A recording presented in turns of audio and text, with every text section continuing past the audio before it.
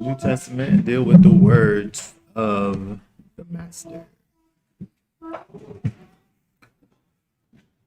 All right. We are going to look at words of the Master, and the title is it right to do good? Is it right to do good? We want to look at, we'll just go ahead and read each of the accounts. They're mostly the same, there's slight variations. We want to look at them all and kind of think about them as one situation, but we want to have all of the variables included here. So let's look over first at Matthew 12, 9 through 14. We want to look at the words of the Master. We want to look at the things that he actually says and the kind of situations that caused him to speak. So we'll look first at Matthew 12, verse 9 through 14. Having left there, he went into their congregation, and see, there was a man having a withered hand, and they asked him, saying, Is it right to heal on the Sabbath? So as to accuse him. And he said to them, What man is there among you who has one sheep, and if it falls into a pit on the Sabbath, shall not take hold of it and lift it out? How much more worth is a man than a sheep? So is it right to do good on the Sabbath? Then he said to the man, Stretch out your hand.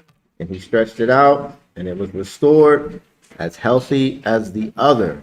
But the Pharisees went out and took counsel against him so as to destroy him. Okay, very good. So, okay, look at that, kind of think about all of these things here as we add to it what we see over in Mark chapter 3, 1 through 6. Again, it's basically the same situation with slight variations, some additions, some subtractions. But again, we want to try to think about all three of these as one situation. So let's look at Mark chapter 3, verse 1 through 6. And he went into the congregation again, and the man who had a withered hand was there. And they were watching him, whether he would heal him on the Sabbath, so as to accuse him.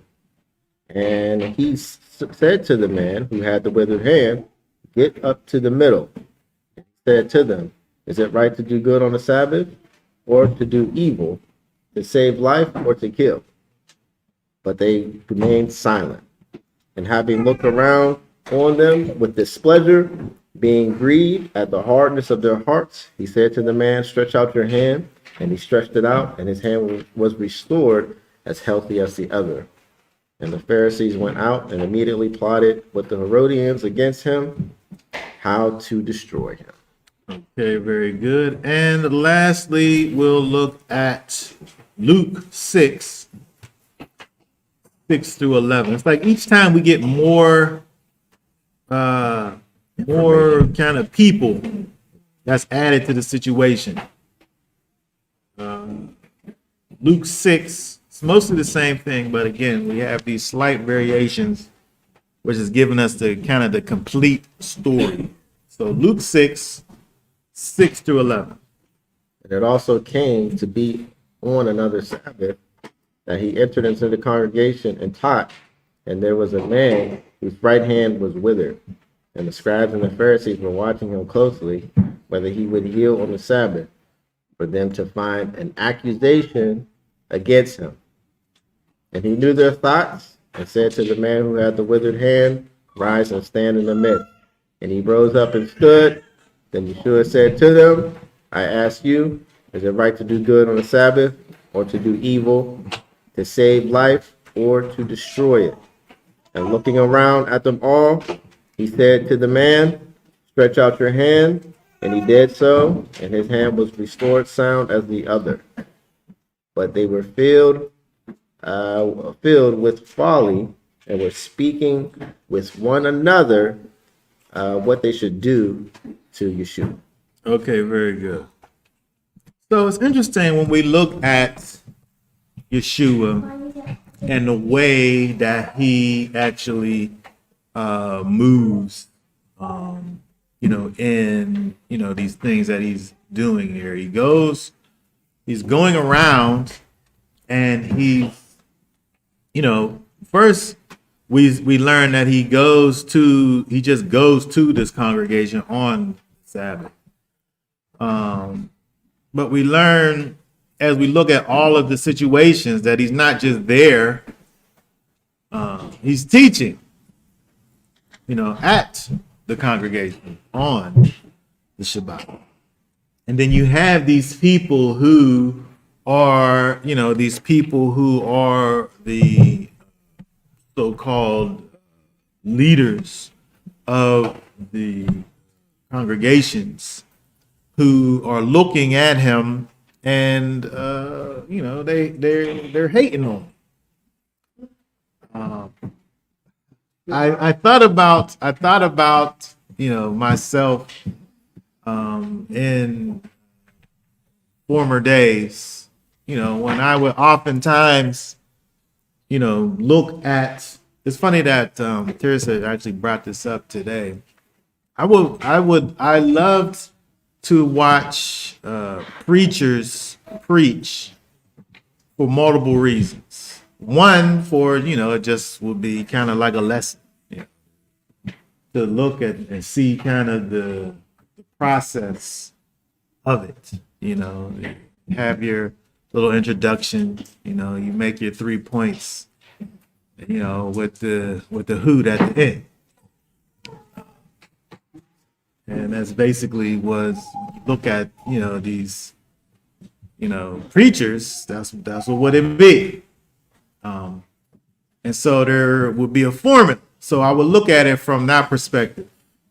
That's one perspective that I look at it from, in terms of looking at it and understanding just the idea of rhetoric, right? Speaking before people and conveying a particular idea with the intent on persuasion, right? Preaching is rhetoric. And so looking at it from that perspective was something that I kind of enjoyed to do. But the other thing, which probably wasn't as productive,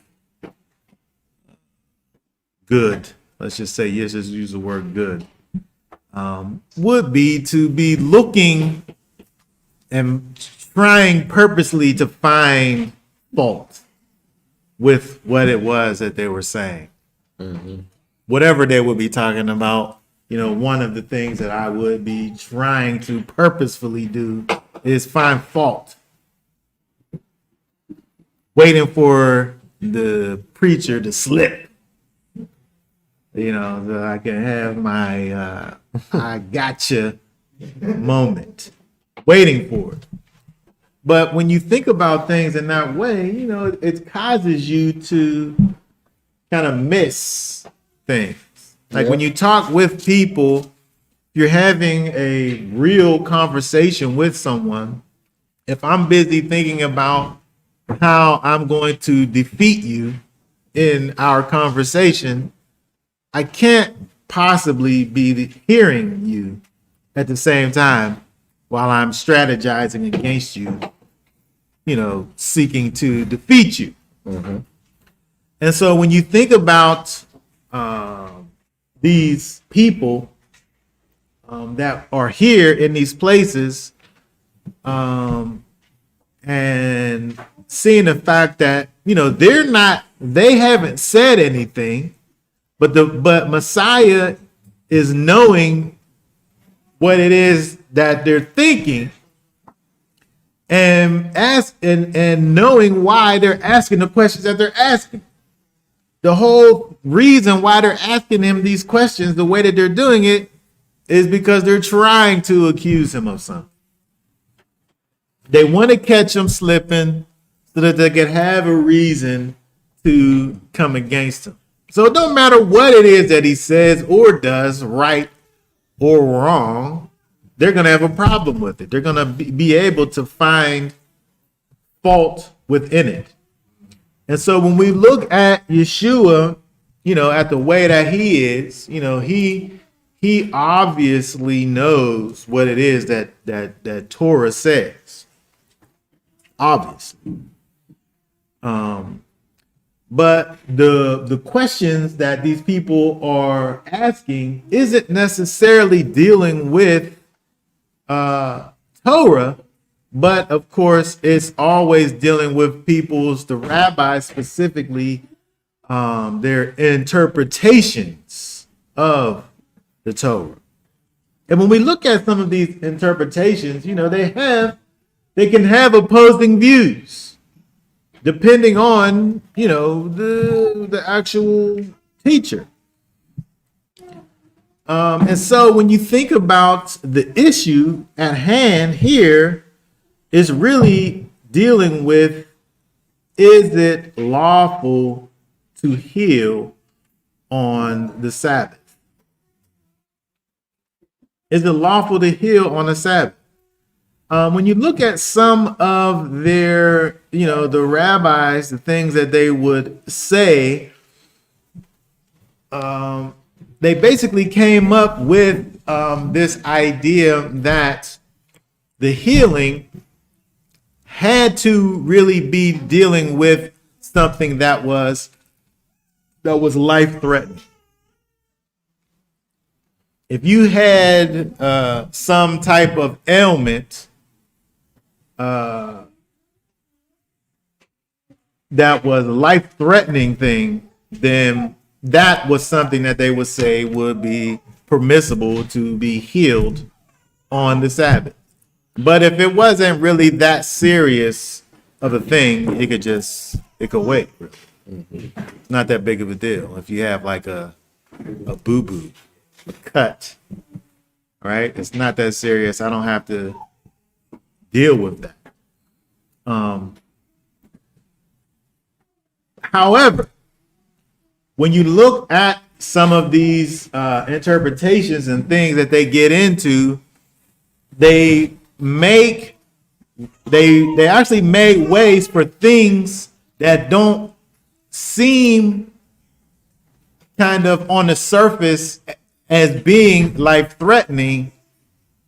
But if you think about them in a particular way, it's almost as if it gives more importance or weight to a thing, which will cause it to be that. And so let's see here. When we look at some of these things here, so one of the things that they talk about, any danger to life, they say supersedes the Sabbath. But they also say if an Israelite has pain in his ear, it's a question, may he heal it on the Sabbath? And so the scholars taught that any danger to life supersedes the Sabbath. And if his ear trouble is a danger, then one may heal it on the Sabbath. And so you have this idea of life superseding the Shabbat.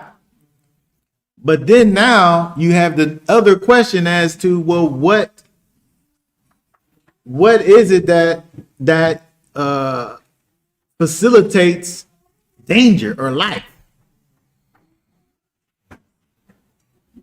And when you talking about these different teachers, whose perspective are you thinking about?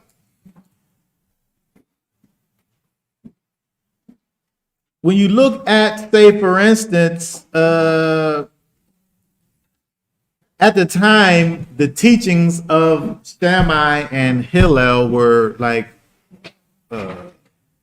prevailing schools of thought of the time. And so when the question is asked, when you think about some of these schools, like say, for instance, Shammai says, one does not comfort mourners and one does not visit the sick on the Sabbath. Shammai. But Hillel allowed it.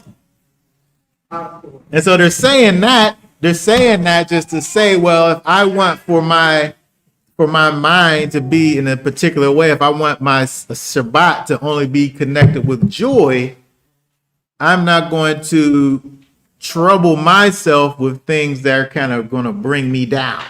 So that thought process is kind of selfish, but the intent, I guess, is for joy, experiencing the joy of the Sabbath. And so they're able to have these different thoughts about things, and there's reason behind it. But at the end of the day, how much weight do we put on it when it in its totality isn't really something that is fully manifesting the full character of the Most High? Like, yes, I could think about the importance of Shabbat and me wanting to be in a particular way on the Shabbat, but at the same time, you think about the question that Yeshua is asking over here: is it right to do good on the Shabbat or do evil? Like, when would it be right for you to actually do evil? Is it right to save a life on the Sabbath or to destroy it? But like, in what right situation would it be right for you to actually try to destroy life on the Sabbath? It's always wrong to do evil and destroy life. And so it's interesting when we look at Yeshua, when he asks the question here, and the guys, the people that's there, they don't answer, by the way, because they don't care. They're not there for an argument. They're there to accuse. They're not there to be right or wrong. They already have it fixed in their mind what they want to do. But so it doesn't really matter whose arguments are brought up. They are simply, there to be accusers of the brethren.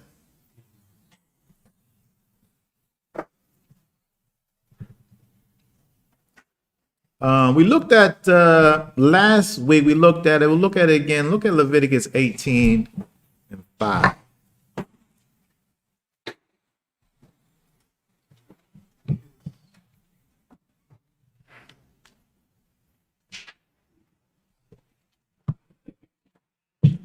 Leviticus 18:5. You shall guard my laws and my right rulings, which a man does and lives by them. I am Yahweh. The Torah is that which man lives by. It says to guard my laws and my judgments, and those things, the laws and the judgments that you're guarding, are the thing that the man lives by. Look, put that up there, that word lives. In the Hebrew.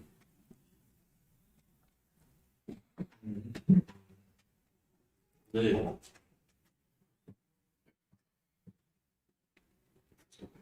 Kaye? Yeah. To live.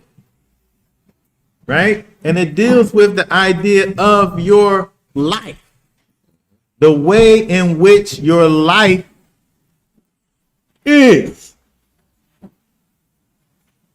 And so when we think about the idea of life, we can also think about the idea of the substance of your life.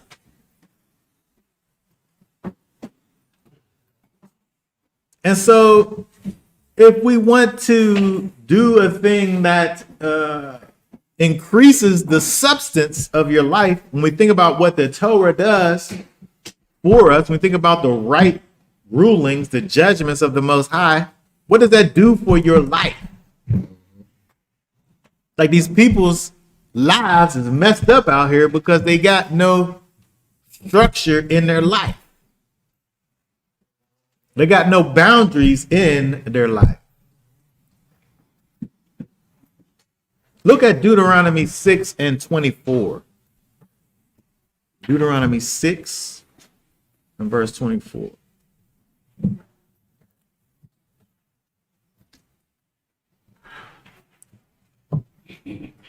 Deuteronomy 6:24. Yahweh commanded us to do all these laws, to fear Yahweh our Elohim for our good always, to keep us alive as it is today.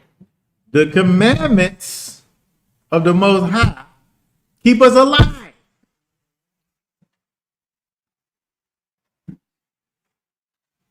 And so here, pull that word up there. It's similar to the other word that we just looked at, 24, 25. This one's 24, 21.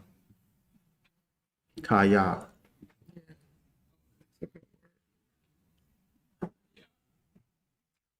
You get that there? To live, to revive, to keep alive, to give life, to promise life, to nourish, to preserve, to recover, repair, restore life, to be whole.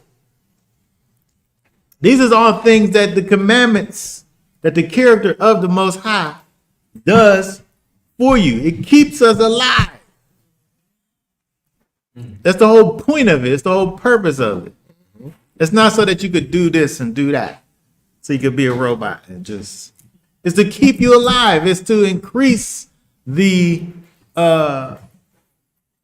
value of your life. It's interesting that part of that definition is restore, where Yeshua restored the man's hand. Yes.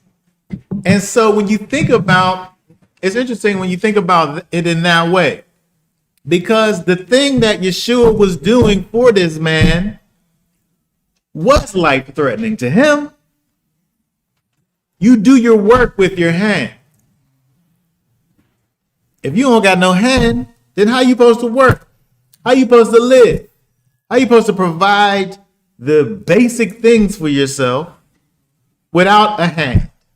It's withered. Your hand is withered. You can't use it, right? And so for him, his withered hand was life-threatening. That's one thing. For him, it was life-threatening. So for the issues that they want to bring up, it's not an issue. Because for him, you could make the argument that it was, in fact, life-threatening. But the other thing is the fact that, isn't it good to do good on the Shabbat? Like, how could it not be good to be doing good?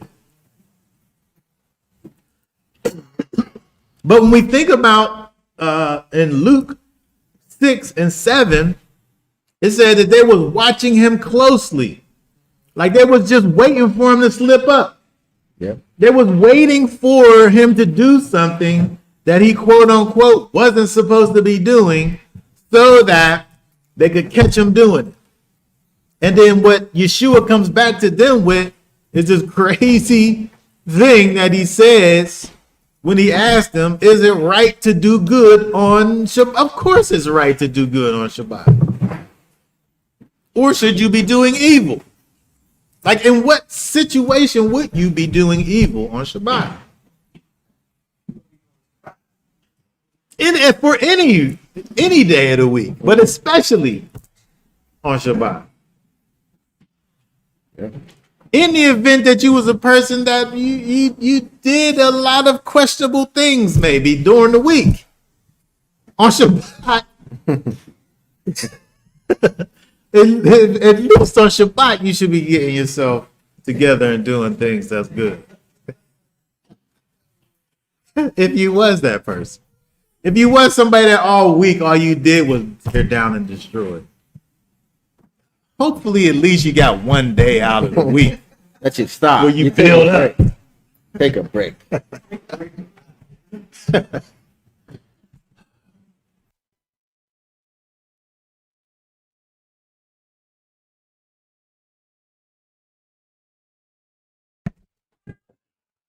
Okay, so when we look at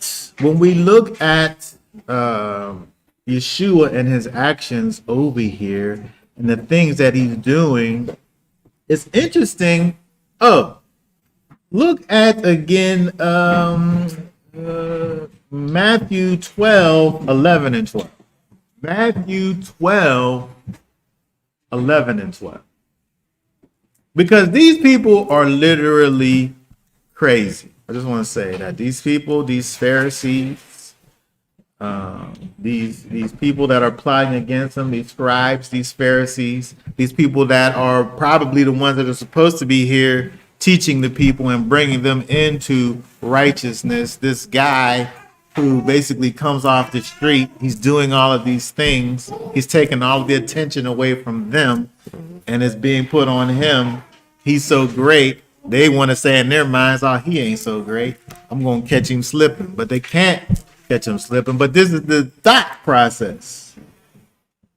They out here hating. Yeah. But read Matthew 12 and 11 again. And he said to them, what man is there among you who has one sheep, and if it falls into a pit on the Sabbath, shall not take hold of it and lift it out? How much more worth is a man than the sheep? So is it right to do good on the Sabbath? Of course it is. Of course it's right. But then he goes back to this thing that he was on at the other time that he was dealing with these same type of people with this idea of this light and heavy thing. But this time it's explicit where he literally says how much more. This is how you know that he's talking to them in this Pharisees. He's using kind of this Phariseeism, right? He's talking to them in their, according to their language. He's giving them these different interpretations that they're familiar with. He's not just saying, well, it's right because I said so. But he's giving them these arguments that he's talking to them in the way that they talk.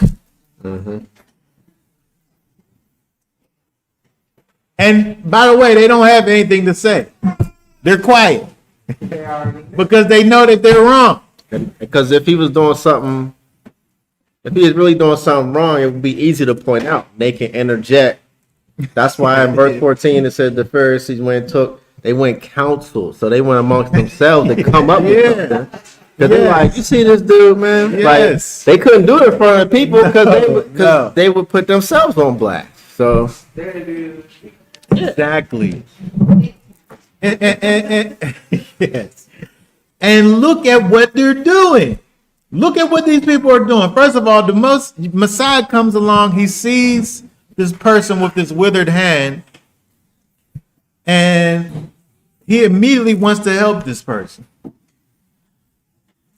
He has these people that's coming against him that are in their hearts, in their hard hearts, are seeking for him, Yeshua, to slip up, to fail in well-doing, though, which doesn't make any sense. But look at what they do. Look at you. You just said in Matthew 12 and 14, where it says that they took counsel against him. They came together in this secret meeting to do what? to destroy him, try to destroy him. To destroy him on the Sabbath. Yeah, where's the good in that? You trying to destroy on the Sabbath. Wait. He called him out. Okay, now look over at Mark 3 and 6, because Mark 3 and 6 makes it worse. They're talking to Messiah, who wants to bring life on the Sabbath, who wants to do good on the Sabbath, who asks the question, is it better to do evil or is it better to destroy on the Sabbath? They want to destroy on the Sabbath. But look at Mark 3 and 6 and read that. The Pharisees went out and immediately plotted with the Herodians against him how to destroy him. Okay, look up to Herodians.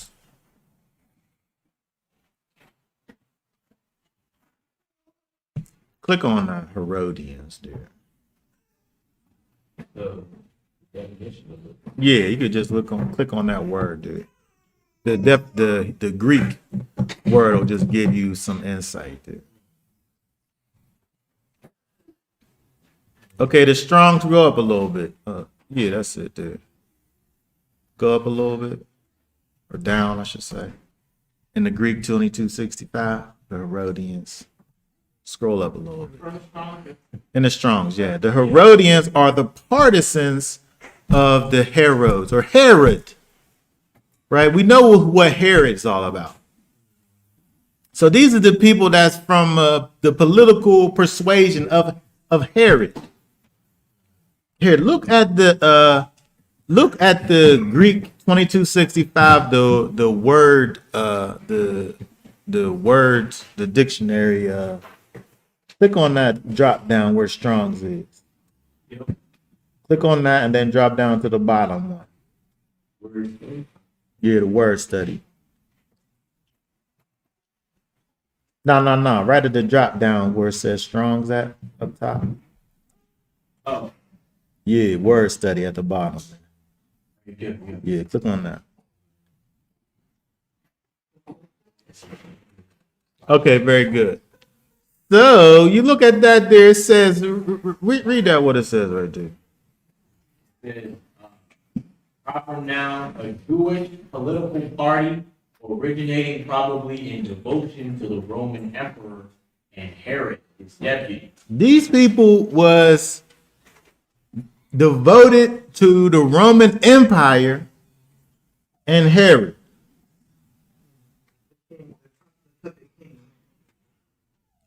And so why are the people, the scribes and the Pharisees, siding with them? Why are they siding with them? If we look at other things that talk to us about the Herodians, we find out that the Herodians were kind of similar with the Sadducees. We know that the Sadducees were they were politically connected, not religiously necessarily.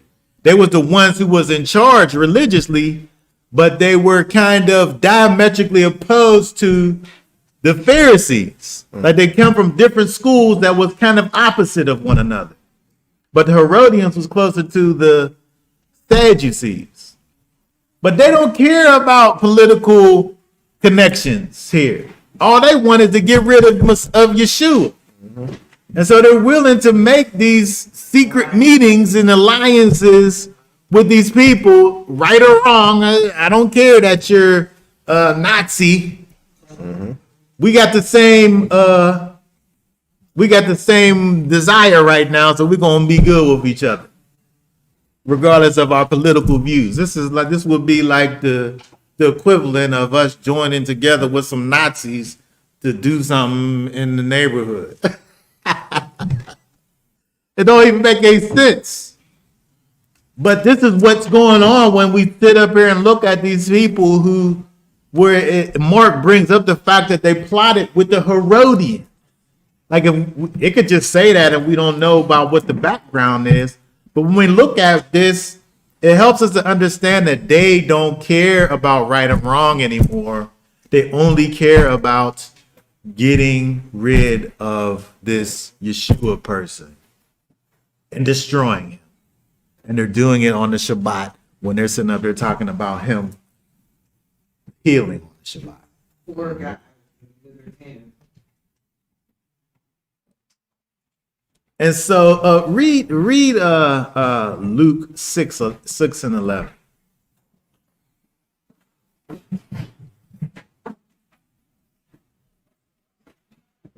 Luke 6:11, but they were filled with folly and were speaking with one another what they should do to Yeshua. Okay, it says that they was filled with folly. That word is rage and madness. It's also stupidity. That word. Annoia. That's the Greek word, annoia. They were annoyed. Which means stupidity, rage, folly, madness. But when you think about what it is that they're doing in terms of joining forces with the Herodians, joining forces with Rome to come against this person who's healing the sick. They're mad about this person who's causing blind people to see. They're mad about this person who's causing lame people to walk. They're mad about this person who's causing dumb people to speak. That's folly. It doesn't make any sense. But it makes sense when you look at the way that they're acting, and it causes you to be able to understand that, oh, these people are mad. These people aren't thinking about things from a proper perspective. They're thinking about things from a carnal perspective. These people ain't thinking about the plan of the Most High at all. They're only thinking about their own selves and politics.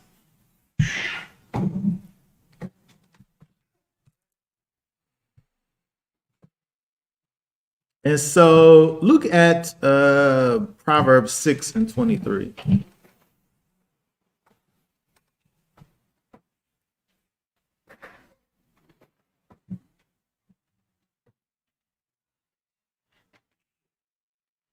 Proverbs 6, verse 23. For the command is a lamp, and the Torah a light, and reproofs of discipline a way of life.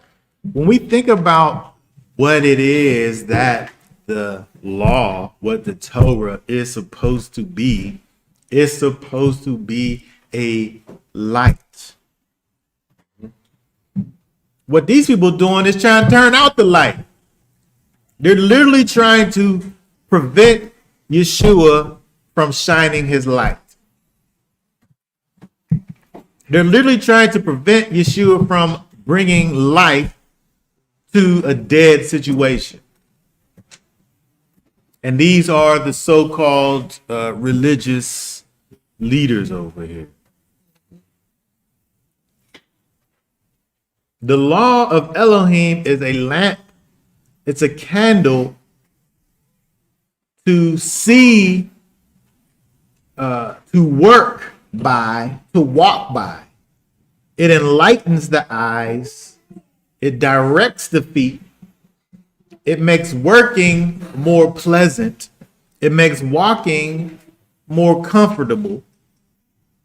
And so when you think about the idea of shining a light, it causes you to be able to know where you're going.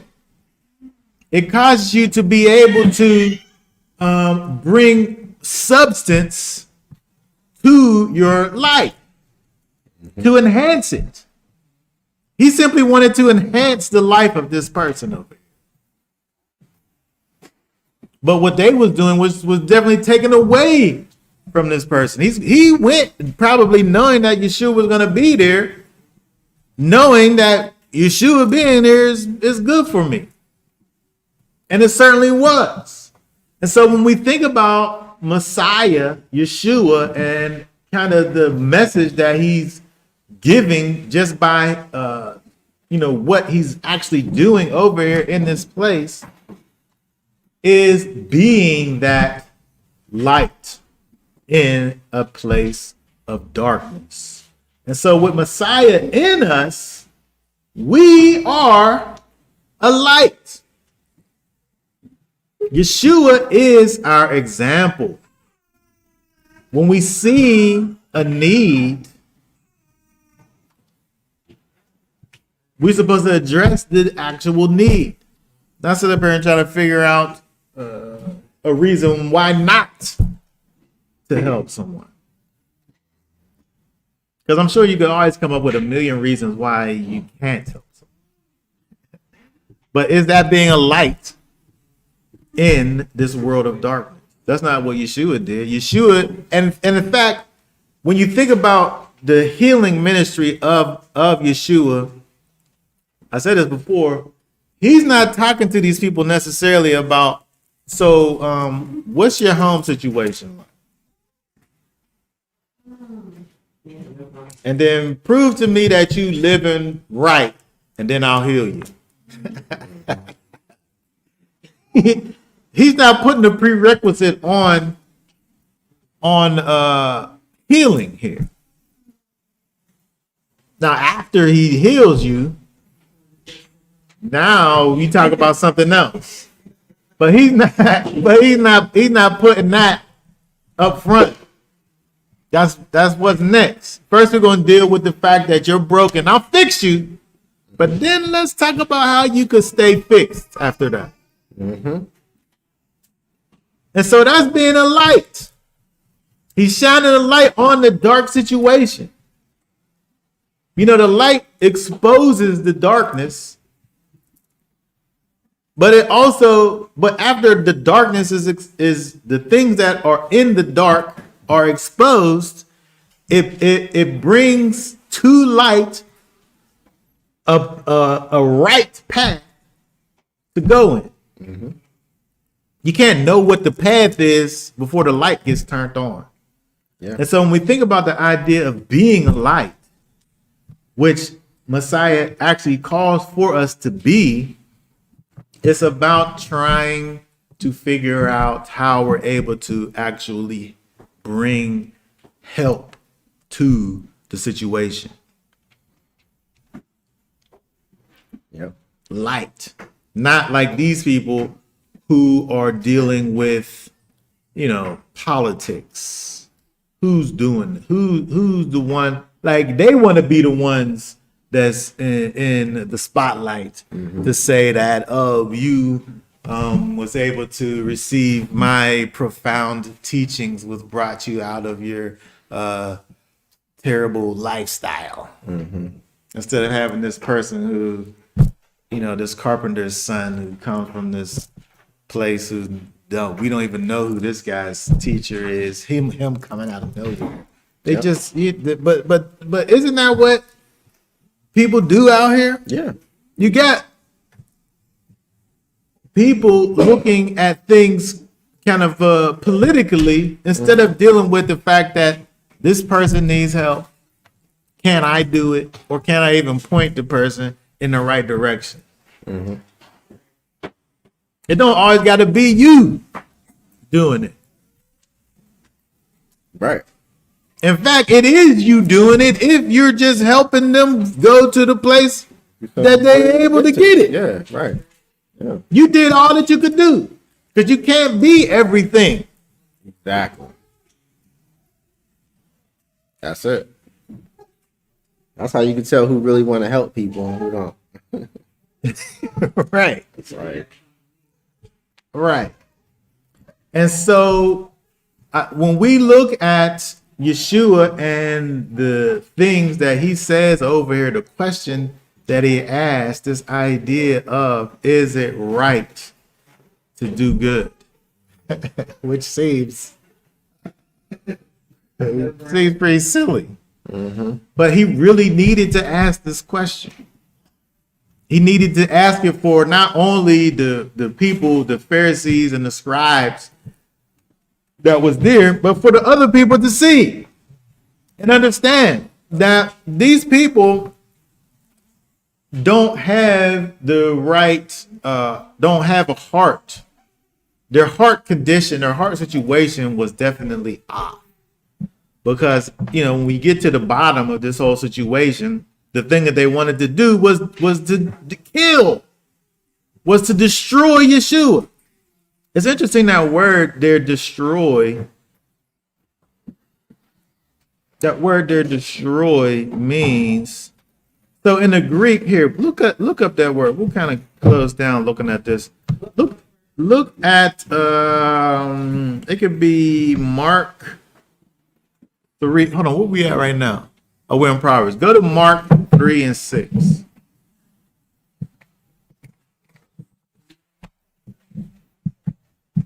And then look at that word there, destroy.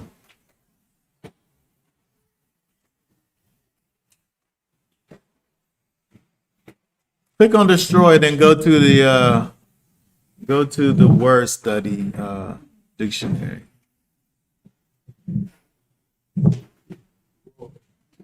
Yeah.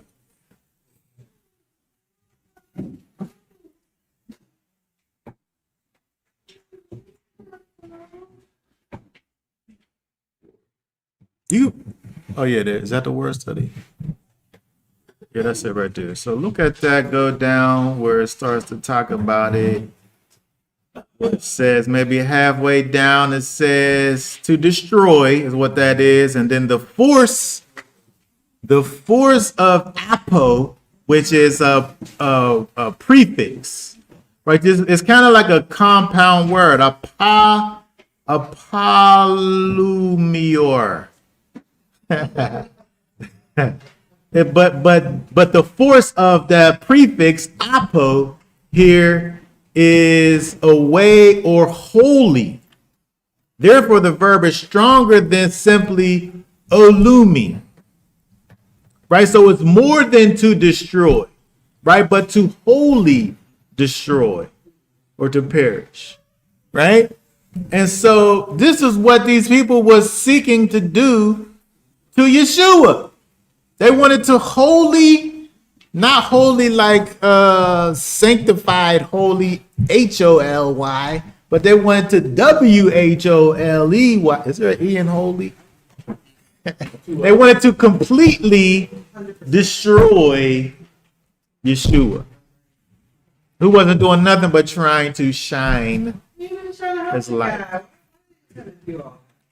I mean, but because when you think about these people and their hard heart, you think about these people living in their carnal mind, this is what he was facing.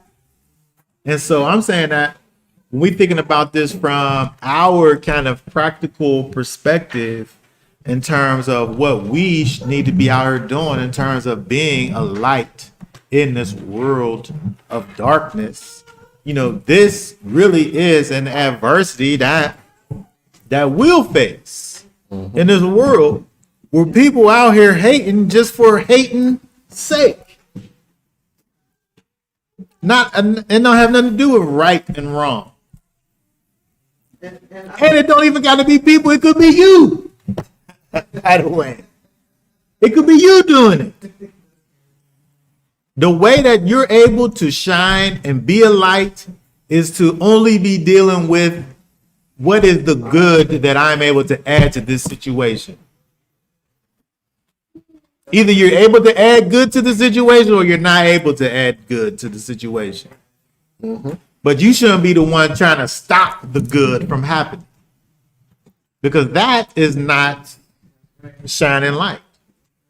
Shining light is trying to figure out how can the good be brought to the situation. Got a good example. Go ahead. We go to Luke, pull up Luke 9:49.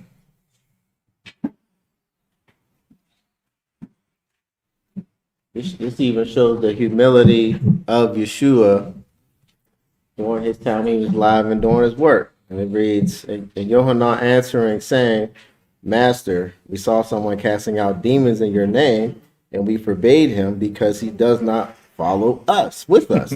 So because the disciples was like, look, they're not with us, like, so they can't be doing what we over here doing. Yeah. And then what did Yeshua say? But Yeshua said to him, do not forbid him, for he who is not against us is for us. Yeah. So if you're doing a good work, if you're doing the right thing, even over there, even Yeshua got that humility to be like, everybody don't gotta be. He was there to give people the spirit to do what he did. He didn't want everybody to be like under him, like to that extent. He wants you. He's like, he wanted to give you that spirit of righteousness so you can keep carrying it out, to give you that light so you can walk and shine the light. Yeah. Yeah. And not the Pharisees, they was trying to quench the light. They was like, no, even though he was doing good, they could have just held their peace and said, hey, yeah, what could we say? Let's keep moving. But that showed the wickedness in their heart that they wanted to get him out of there. Yeah. That's it. Yeah.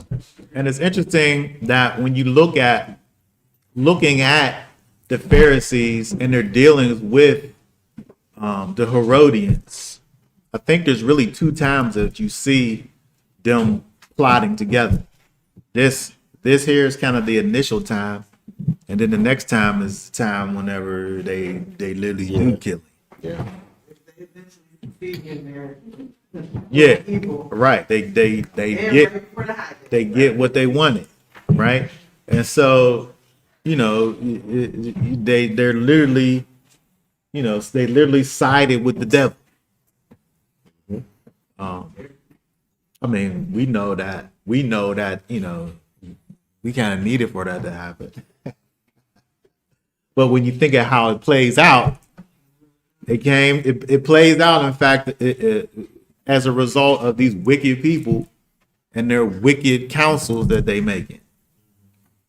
And so, you know, for us, like I said, you know, kind of just closing down, when we think about kind of the lesson that we, you know, should gain from dealing with this, is thinking about the fact that, you know, we, each and every one of us, we have a task, a mission that we need to be about.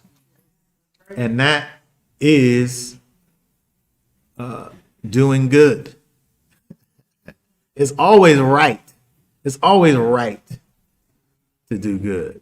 Yeshua asked this question, but it's definitely rhetorical, the question that he's asking, right? It's always right. And so we need to kind of, you know, take the lesson that Yeshua is trying to give us over here, and thinking about the idea of, you know, us walking in righteousness, us walking in uprightness. You know, it has to be the motivating factor in our lives, and we can't ever allow for these other forces to try to come in and stop the thing that you know, the Most High really put us here for. You know, we have the same mission that Yeshua had, and that's to bring the kingdom of Elohim to this place that we're in. And so, you know, once he initiated that whole situation, you know, the job, it never ends, right? Until we out of here. And so, you know, we want to be able to continue to remember the task that Messiah has initiated, and continue with that work that he has put in each and every one of us, to whatever degree it is that you have been called to do. All right, so does anybody have any last questions, comments before we go ahead? Is as being for people who are, especially for people who are in ministry, right? Because best impact that can be made is working together, instead of in silos. If you can help someone, or if you can point someone in the direction to get the help they need, that's good. And it don't have to come, everything can't come from one source. Yeah. You know? So instead of the Pharisees hoarding the people the way they wanted to hoard them, they should have been like, we got this person here who's obviously from one side. Obviously. Yeah. We don't understand it exactly, but let's let him help the people. Yeah. Yeah, because at the end of the day, what they would have been doing, if they would have been able to succeed in what they was trying to do, would only have been blocking the providence of the Most High. Imagine, you know, you have this thing, whatever it was that Yeshua taught about was probably amazing. But then after he was done doing that, maybe there was people there that didn't really know who he was, and they just seen them heal Johnny's hand, and they know that his hand is withered.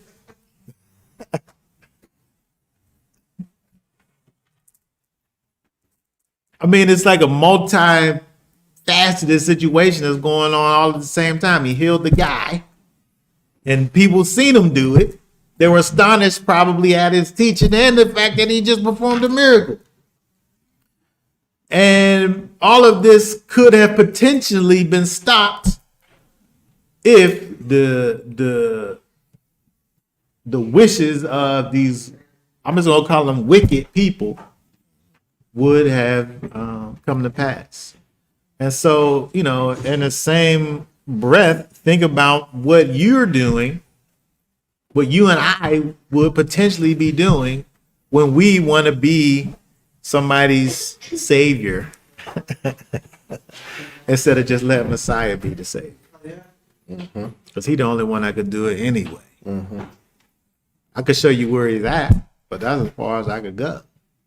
But once I try to put myself over there and be him, I can't. Nobody can. I know where he's at. I'll take you right to him.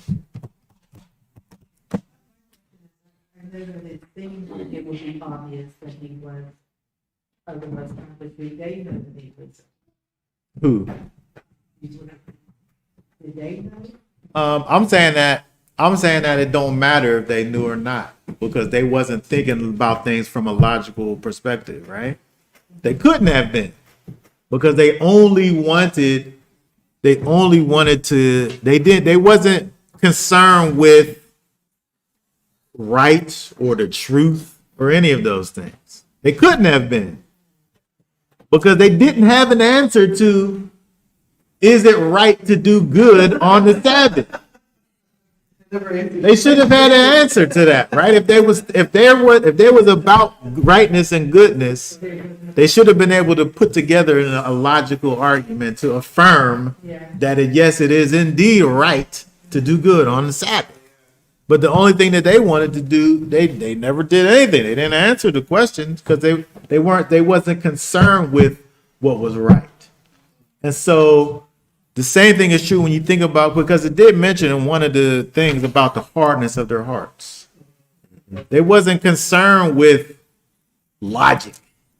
They wasn't concerned with the fact that, oh my goodness, what could possibly cause this river to be turned into blood besides the Most High? They wasn't concerned with logic. They was just concerned with their own carnal minds and something that was disconnected from truth and logic. If they was thinking logically, he obviously is from the Most High. And we see that with Nicodemus. He says it. Because of the things that you have done, I know that you're from Elohim, who was a Pharisee. So when you think about it from a right perspective, you know who he is. But these people are moving according to the hardness of their hearts, which is not connected to reality. They're operating in a delusion. All of that. All of that. I was thinking the same thing, like, they're so righteous, they don't want any little thing to undo this righteous path. And it's like, okay, I can respect that. But when you brought that out, and then you think about these programs that I think we just watched one yesterday, where these group of people are reaching out to these teens who are dropping out of school. They have this program where they do the beat, they have to do on the street, and connect with these children to get them back on this right path, that the world was saying. They're not joining gangs, they're not doing drugs and stuff like that. And I think even things like that, man, they still ain't got the shoe though, so it's crap. But I can see, like, it is helpful. Yeah. Who am I to get in the way of these people who are taking our time to get these kids off the street? Like, that's still a good thing, with the background thing. But, I could just see that. Yeah. So I understand from that perspective, they should have been able to see that he's doing something. Yeah. Right. It might not be the way that they would do it, but you should be able to at least see that he's still doing something. Yeah, he couldn't get nothing. Which doesn't make any sense. But that's what they were doing, right? All right, very good. Okay, so Yeah, I just wanted to say, for some reason, I know it's on two opposite sides, right, but his question reminds me of when, Israel said, well, should we allow them to have it's like, I don't know why, I don't know why I make this nation. One is on one end. yeah, right, right. I mean, we see. I mean, it's a thing that people do. You ask a question. It's the question. Sometimes is not always about even receiving an answer. It's just kind of to think, cause you to think about the absurdity of the action, maybe. If these people was thinking about things the way they should when he asked the question, it could have caused them to be like, yeah, you're right, you're right. But instead, in the hardness of their hearts, in their carnal mind, they wasn't able to do it. And it's also a something that should help us to understand, when we're in our carnal mind, when we're in our flesh, it causes us really to not be able to understand the difference between right and wrong, because you're only thinking about things from your carnal perspective.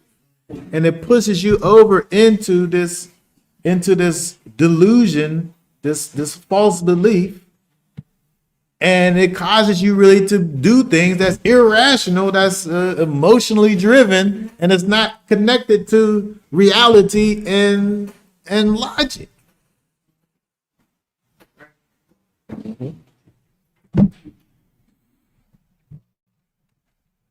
All right, so that being said, we know at the end of the day that is, yes, it is right. The answer to the question is, yes, it's right. It's right to do good. All right, so that being said, I guess we shall be done for right now. And we'll say Shabbat Shalom. Shabbat Shalom, y'all willing. We'll be back on next Shabbat to do it all again. Shabbat Shalom. Bachelor. This is like, I love this lesson.